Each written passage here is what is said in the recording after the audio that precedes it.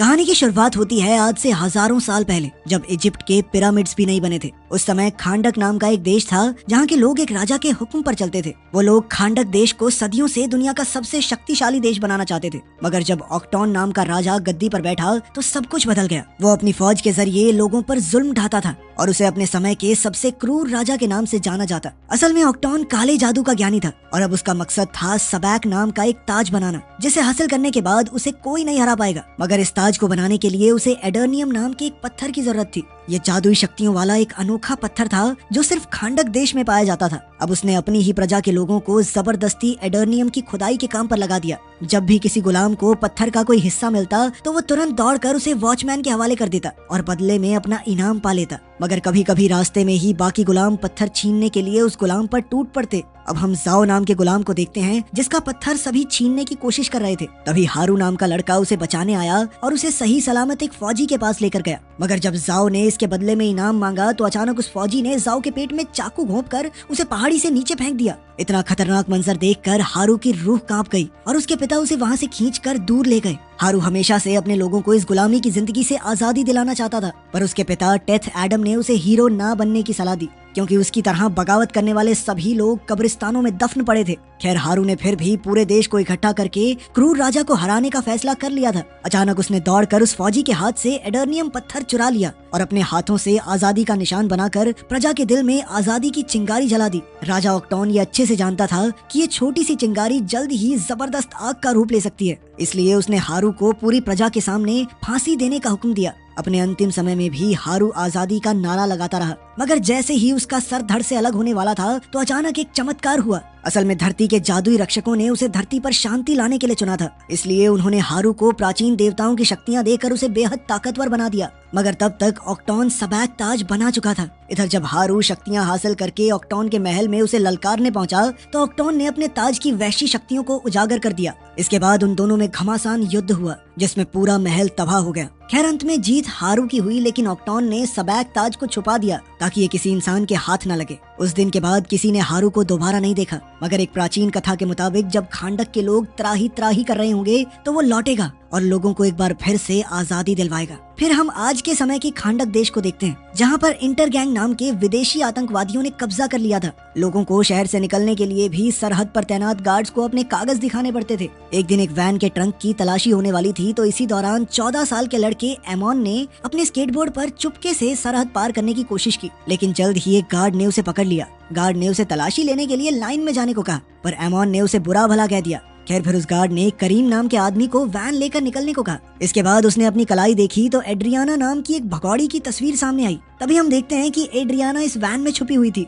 और एमोन गाड़ी की खिड़की के साथ साथ चल रहा था। असल में एमोन एड्रियाना का ही बेटा था और वो अपनी माँ के साथ सबैक ताज ढूंढने के मिशन पर जाना चाहता था, लेकिन उसकी माँ ने उसे जैसे तैसे समझाकर वापस घर भेज दिया। इसके बाद वो सब नक्शे के हिसाब से एक पहाड़ तक पहुँचे। कहा जाता था कि सबैक ताज वहीं छुपा हुआ है। तब एड्रियाना ने अपनी दादी का दिया एक पेंडेंट देखा जो एडर्नियम पत्थर से ही बना था। इस पर उसके साथ ही समीर ने कहा कि अगर वो इस पत्थर को चोर बाजार में बेचे तो बहुत अच्छी कीमत मिलेगी। मगर ये उनके परिवार का एक पुश्तैनी पेंडेंट था जो सदियों से उनके परिवार में था और इसीलिए एड्रियाना को इसकी काफी अहमियत थी। फिर ड्राइवर करीम, जो एड्रियाना का भाई है, वो कहने लगा कि इसको तो पेंडेंट दे दिया, मुझे विरासत में मिला है पुराना कोट और गंजापन। खैर, पहाड़ पर पहुंचने के बाद तीनों ने ताज की खोज शुरू कर दी और इधर करीम रखवाली के लिए गाड़ी में ही रुक गया। जैसे ही वो सब पहाड़ में घुसे तो अचानक इस्माइल गायब हो गया और समीर उसे ढूंढने निकल पड़ा। वहीं बाहर करीम अपनी गाड़ी में बैठा गाने सुन रहा था कि अचानक उसने अपने सामने समीर को पहाड़ से नीचे गिरते देखा। करीम तुरंत उसकी मदद के लिए दौड़ा, मगर अचानक कई फौजियों ने उसे चारों ओर से घेर लिया।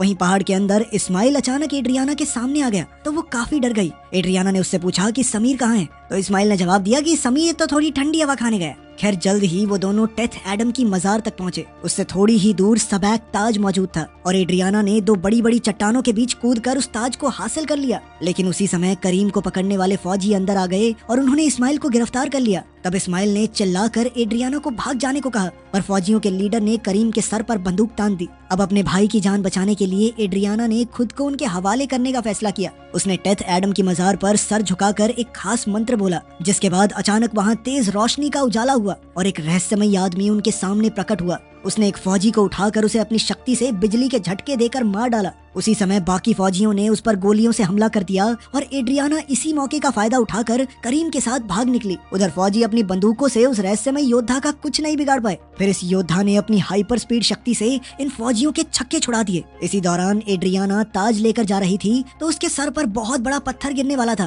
कि ऐन वक्त पर इस योद्धा ने उसकी जान बचा ली। इस योद्धा का नाम था ब्लैक एडम, जो हजारों साल से इस पहाड़ में कैद था। अब इतने अरसे के बाद जब इस पहाड़ से वो बाहर निकला तो नए दुश्मनों से उसका सामना हुआ। वो हेलीकॉप्टर से उस पर हमला करने आए, मगर ब्लैक एडम ने कभी सोचा भी नहीं था कि इंसान तरक्की करके इतने आगे पहुंच जाएंगे। वहीं दूसरी ओर एड्रियाना और करीम वापस वैन में पहुंचे और फटाफट वहां से निकल पड़े। एड्रियाना ने उसे बताया कि उसने ताज हासिल करके अपना मिशन पूरा कर लिया है। अब उनसे कुछ ही दूर भयंकर युद्ध शुरू हो चुका था। अब ब्लैक एडम ने 2 हेलीकॉप्टर्स को आपस में टकराकर भीषण आग लगा दी थी। कुछ ही पलों में फौजियों से भरी सैकड़ों गाड़ियां वहां पहुंची तो ब्लैक एडम ने एक ही जगह पर खड़े होकर अपनी शक्तियों से उनका खात्मा कर दिया। आखिरकार अपने आसपास सब कुछ तबाह करने के बाद ब्लैक एडम एड्रियाना की वैन के सामने पहुंचा, पर तभी एक आखिरी फौजी ने उस पर बॉम्ब फेंक दिया। मगर इतना जबरदस्त बम धमाका भी ब्लैक एडम का कुछ नहीं बिगाड़ पाया। आखिरकार ब्लैक एडम ने उस आखिरी फौजी को भी मार गिराया और थोड़ी जख्मी हालत में वहां से चला गया। तब करीम ने चैन की सांस ली, क्योंकि उसे लगा कि चलो गया पहलवान। मगर उसी पल अचानक ब्लैक एडम अपने जख्मों के कारण वापस धरती पर आ गिरा।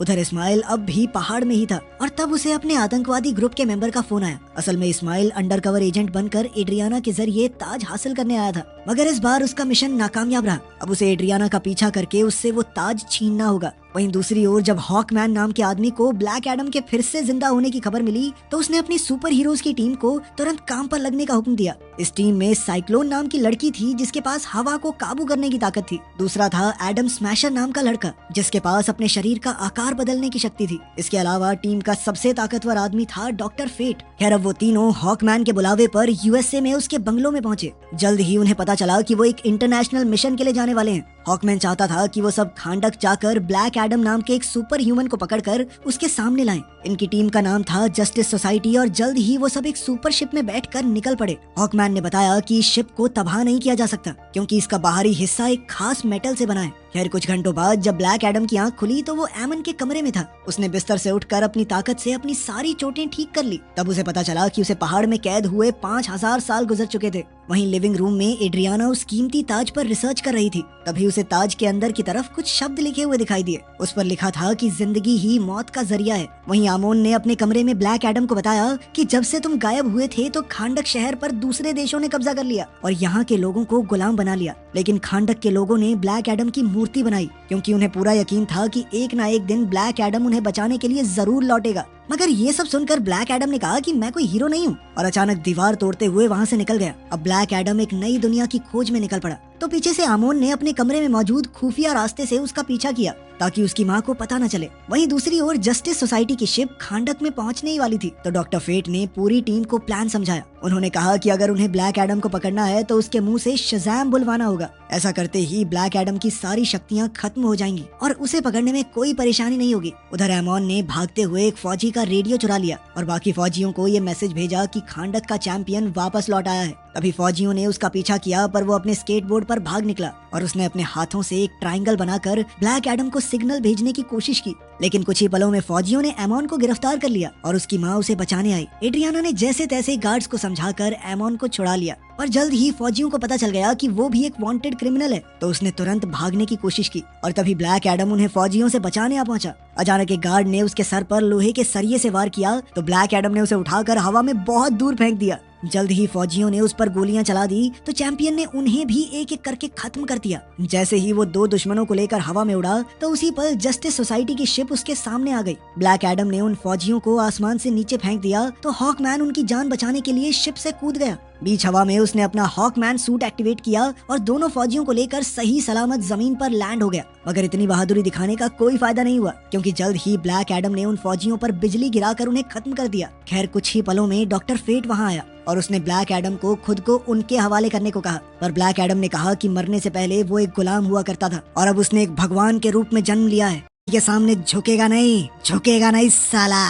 खैर डॉक्टर फेट ने उस पर हमला किया और एडम का ध्यान भटकाने के लिए अपने दिमाग से चारों तरफ 5000 साल पुराने शहर का भ्रम पैदा किया। ब्लैक एडम अपना शहर देखकर हक्का बक्का रह गया और उसी पल हॉकमैन ने मौका देखकर उस पर जबरदस्त वार किया। अब ब्लैक एडम ने गुस्से में आकर हॉकमैन को जोरदार बिजली के झटके दिए और फिर हवा में ले जाकर पीटने लगा। तब डॉक्टर फेट ने उनके बीच में आकर ब्लैक एडम को वापस जमीन पर फेंक दिया। अब बारी थी साइक्लोन और एडम स्मैशर के हमले की। साइक्लोन ने अपनी शक्तियों से हवा में एक जबरदस्त बवंडर बनाया और इसी के जरिए ब्लैक एडम पर लोहे के सरियों से हमला करके उसे कैद करने की कोशिश की, मगर ब्लैक एडम इस हमले से भी आजाद हो गया। तो डॉक्टर फेट ने फिर से उसे गिरफ्तार करने की कोशिश की। उसी समय साइक्लोन और हॉकमैन ने मिलकर ब्लैक एडम पर आखिरी हमला किया। इससे ब्लैक एडम गुस्से से लाल हो गया और उसने अपनी सारी शक्तियां एक साथ उजागर करके सभी दुश्मनों को एक ही बार में धूल चटा दी। ब्लैक एडम को लगा कि वो जीत चुका है, पर तभी एडम स्मैशर ने अपने भारी भरकम मुक्के से ब्लैक एडम की हड्डी पसली एक कर दी। पर जैसे ही ब्लैक एडम उठ खड़ा हुआ तो उसने एक ही मुक्के में एडम स्मैशर को बेहोश कर दिया। इसके बाद वहाँ के लोगों ने खुशी में ब्लैक एडम की जीत के नारे लगाए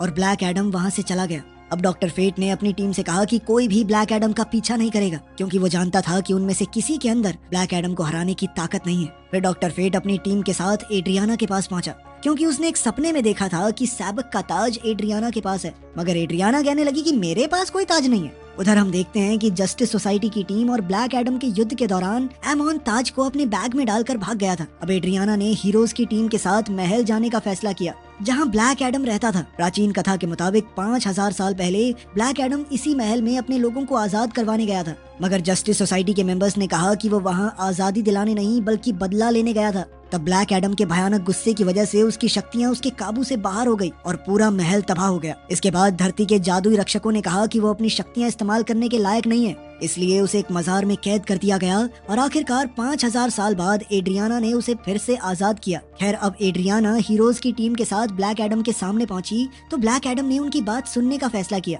वहीं दूसरी ओर जब एमॉन घर पहुंचा तो उसने देखा कि इस्माइल तो जिंदा था, तो उसे काफी हैरानी हुई। अचानक इस्माइल ने उस पर बंदूक तान दी और तब ये खुलासा होता है कि इस्माइल एक गद्दार था जो यहाँ ताज चुराने आया था। उसने आमोन और करीम को जान की धमकी देकर अपना बैग उसके हवाले करने को कहा, मगर करीम इतना ताकतवर ताज इस्माइल जैसे खतरनाक आदमी के हाथ लगने नहीं दे सकता था। इसलिए करीम ने इस्माइल पर हमला बोल दिया और आमोन को ताज के साथ भाग जाने को कहा। इसी चक्कर में करीम के पेट में गोली लग गई, पर तब तक आमोन अपने कमरे के खुफिया रास्ते से भाग गया। वहीं ब्लैक एडम और जस्टिस सोसाइटी की मीटिंग के दौरान आमोन ने एड्रियाना को फोन किया और उसे सारी घटना की खबर दी। आमोन ने कहा कि इंटर गैंग हाथ धोकर उसके पीछे पड़ी है और अभी वो एक बिल्डिंग में छुपा हुआ है। तब एड्रियाना ने ब्लैक एडम से अपने बेटे को बचाने की गुजारिश की। ब्लैक एडम तुरंत उसे बचाने निकल पड़ा और वहाँ जाकर उसने देखा कि आतंकवादियों ने आमोन को गिरफ्तार कर लिया था। तब ब्लैक एडम ने उन्हें आमोन को रिहा करने को कहा तो आतंकवादी ने उसे हवा से ही नीचे फेंक दिया, पर ऐन वक्त पर ब्लैक एडम ने उसे बचा लिया। अब वो बाकी गुनहगारों को मारने के लिए निकला, पर इसी दौरान इस्माइल आमोन के सर पर बंदूक रखकर उसे अपने साथ ले गया।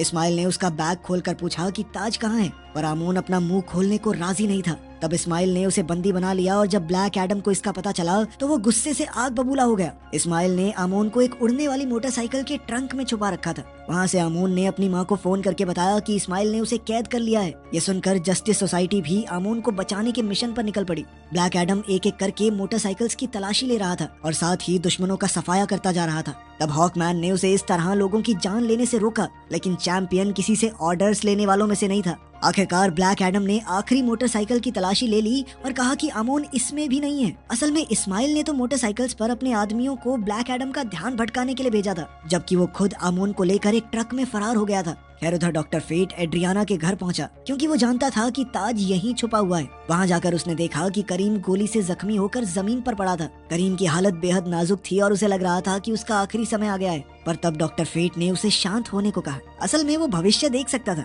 और उसने कहा कि करीम की मौत आज नहीं होगी, वो बिजली के झटके से मारा जाएगा। ये सुनकर करीम ने चैन की सांस ली, लेकिन अब उसे शायद इलेक्ट्रिशियन का काम छोड़ना होगा। फिर करीम का शिप में इलाज शुरू हुआ और इधर एड्रियाना अपने घर में डॉक्टर फेट को देखकर हैरान हो गई। फेट ने उसे विश्वास दिलाया कि वो और उसकी टीम आमोन को ढूंढ निकालेंगे। कुछ ही पलों में ब्लैक एडम और हॉकमैन भी वहाँ आ गए और वो अपने साथ इंटर गैंग के 2 गुंडों को लाए थे ताकि डॉक्टर फेट उनका दिमाग पढ़ सके। लेकिन तभी ब्लैक एडम उन्हें उड़ाकर आसमान में हजारों फीट ऊपर ले गया और उन्हें नीचे फेंकने की धमकी देकर उनसे सवाल पूछे, और अपने सवालों के जवाब पाने के बाद भी ब्लैक एडम ने उन्हें नीचे फेंक दिया। बेचारे हॉकमैन ने जैसे तैसे उन्हें गिरने से बचाया। अब भी ब्लैक एडम का मन उन्हें जीने देने का नहीं था। वो गुस्से में उनका खात्मा करने आया और हॉकमैन ने उस पर हमला कर दिया। इतनी जबरदस्त लड़ाई में पूरा घर तबाह हो गया और अचानक हॉकमैन को मुक्का मारने के चक्कर में सबाक ताज ब्लैक एडम के हाथ में आ गया। आखिरकार ताज को पाकर उन सब ने एक साथ मिलकर काम करने का फैसला किया ताकि वो इस ताज की शक्तियों की मदद से अमोन को बचा सकें। फिर वो अपने मिशन पर निकल पड़े, पर तभी डॉक्टर फेट को भविष्य की झलक दिखाई दी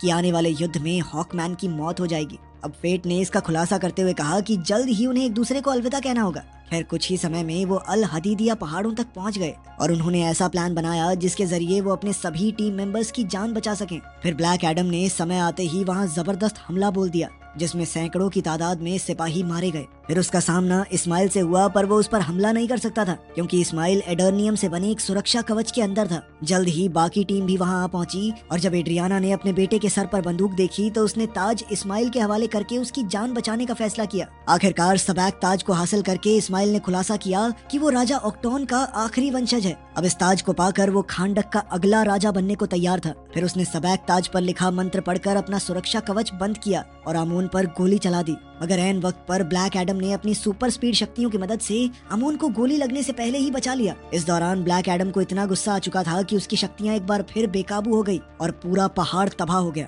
खुशकिस्मती से जस्टिस सोसाइटी टीम के सुरक्षा कवच की बदौलत एड्रियाना और अमोन की जान बच गई, पर अब अमोन को जल्द से जल्द इलाज के लिए भेजना होगा। वहीं एडम स्मैशर को इस्माइल के जल चुके शरीर पर ताज मिला और वो उसे शिप में ले आया। इधर हॉकमैन ब्लैक एडम के पीछे गया और उसने देखा कि ब्लैक एडम महल के सामने अपने बेटे हारू की मूर्ति को देख रहा था। असल में धरती के जादुई रक्षकों ने दिव्य शक्तियां देने के लिए हारू को चुना था ताकि वो लोगों को आजादी दिला सके। पर जब हारू बार बार जीत रहा था तो राजा ऑक्टोन ने उसके माँ बाप को बंदी बना लिया। जब वो हारू के पिता को मौत के घाट उतारने वाले थे तो ऐन वक्त पर हारू ने अपनी सारी शक्तियां अपने पिता को देकर उनकी जान बचाई। मगर वो नहीं जानता था कि आज उसकी जिंदगी का आखिरी दिन होगा, क्योंकि अपनी शक्तियां अपने पिता को देने के बाद दूर से एक तीर अंदाज ने सीधा हारू के दिल पर निशाना लगाया, जिससे उसकी मौके पर ही मौत हो गई। ये देखकर उसके पिता टेथ एडम आग बबूला हो उठे। खैर अब ब्लैक एडम जानता था कि उसका बेटा उसके बार बार बेकाबू होने पर खुश तो नहीं होगा, तो ब्लैक एडम ने अपनी सारी शक्तियां छोड़ने का फैसला किया। इसका जिम्मा उसने हॉकमैन को सौंपा और उससे वादा लिया कि शक्तियां छोड़ने के बाद वो कभी शज़ैम शब्द ना बोल सके।